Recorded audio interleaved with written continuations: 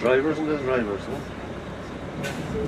O'Grady's. So you see all the West of Ireland names? The O'Malley's, the O'Grady's, the O'Donnells. So we have a lot of O's up here. We're just saying to people there, when you see the O, O'Donnell, O'Neill, O'Grady, whatever, it's the grandson of Mac, MC. We have a few Macs, of course, with us here. More so down in Southern Ireland and Cork, you have the McCarthy's, but it'd be MAC, but up here to be MC. And we see a lot of that in Donegal as well. Mac is the son of, oh, jeepers. Let Bobby do the driving. That's all right, different, that, like that thing here, no, the opposite side of that. That's cute. Oh, jeepers. Now look at all the lovely flowers there on the bridge, so there again, all for the tiny towns all over the place, up outside the pubs and things like that. So Fitz then, they say that with the English influence, and you might have in those days 1700s, things like that, you know, Lord Ha-ha, Lord whoever, and if he had a child with a maid or something like that, if they weren't married, they said to be a Fitz. They wouldn't get the title of his name or anything like that, so that was part of it. A Fitzgerald or whatever. And even some of the Irish surnames, you know, you can go back to the Irish language, a very strong name in Cork. O'Sullivan would be O'Sullivan in Irish, which is one eye. We do, Seamus Kennedy comes with us, the lads know him and some people know him. So the Irish for Kennedy is Ceann Éada, which means ugly head. So you get all that type of thing. So I always bring it up with Seamus's groups. Or O'Sullivan is like, you know, such a popular name in West Cork. I had a group one time, we were down in Glengarriff and there's loads from there, and up until about 1985, and we had the one national telephone directory. Of course everyone now has mobiles and whatever, and there's so many people with phones. Well, I suppose not so much now in their houses, but anyway, most people have them. Of course they get their internet through the phone line and things like that. I have it at home, I don't use the phone, but for the internet it comes through it that way.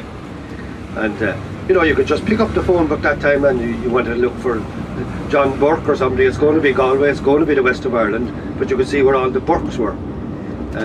That example now was Sullivan. So I've often told people they're looking for somebody, that was more so years ago, just pick up the phone book and ring any name of whatever you're looking for. So an example now, Fiona, some of you dealt with Fiona Lydon, that's her surname in the office in Island Tours. Her sister Deirdre, and they're from my column where we stopped actually for the marble factory. There was a little shop, people might know, it was across the road, Lydon's. So I lost Deirdre's number, and I just picked up the phone book one day and just rang any Lydon in my column, and I said I was looking for Deirdre Lydon's. Oh, is she the girl now that went to America and she married Johnny and the 3 children are living down? Her number is 5432. I said, thanks very much. And that was it. And I had people there another day in Galway, they were relatives in Roscommon. Likewise, I said, pick up the phone, ring around in a small village. Everybody will know people like that, you know. So anyway, they made contact. I arranged a car for them and they went up in the car to see their relatives. They came back crying.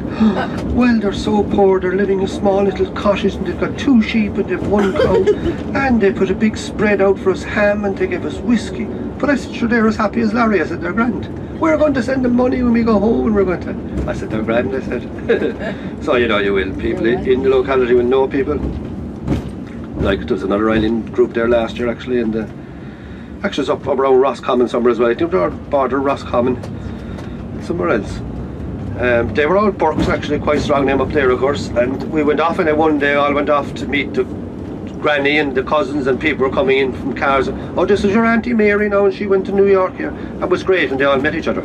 So we came back to a small little village, and it was a small little pokeen of a place. So we wanted to try and get a bit of lunch and a couple of pints or whatever. So I just went into this pub. I said, you do food here in the bar? I said, I have a group outside of 20 people. He said, no. I said, well, bring them in anyway, he said. he said, I'll get your food, don't worry. So in we went, and he went across to some other little restaurant. This lady came over with her notebook and her pencil. She took the order and she brought the food over from the restaurant into the pub, which was great. And it kept everyone in the little village happy. So anyway, these people were talking to the barman there, and I said, we're the Burkes from such and such a place, and we went to New York, and he said, there's another Burke. He said that we have another cousin somewhere around here. Oh, and we'd say Johnny Burke, I couldn't remember his name at the time. Oh yeah, I said, man, I think I know him, and there was another fella sitting up at the bar and having a pint, and he'd 1 or 2 teas, of course. He said, Jez, I know that fella, I have his number, he said. And he rang him, and here he was. Jesus, I have your cousins on the phone. So they put him on to me, and he said, "Oh, Jesus," he said, "Grant," he said, I'm back the road there now. He said, "If you come back now as far as Johnny's Cross and turn east and go here." I said, "Holy," I said, "Listen," I said, "any chances that you could come into us?" Jesus, he said, "I'm milking cows. I'll be in there in a half an hour," he said. So in he came and chatted away mad. And the lads in the bar, and of course they know everything. Jesus, that for now, the great greyhound.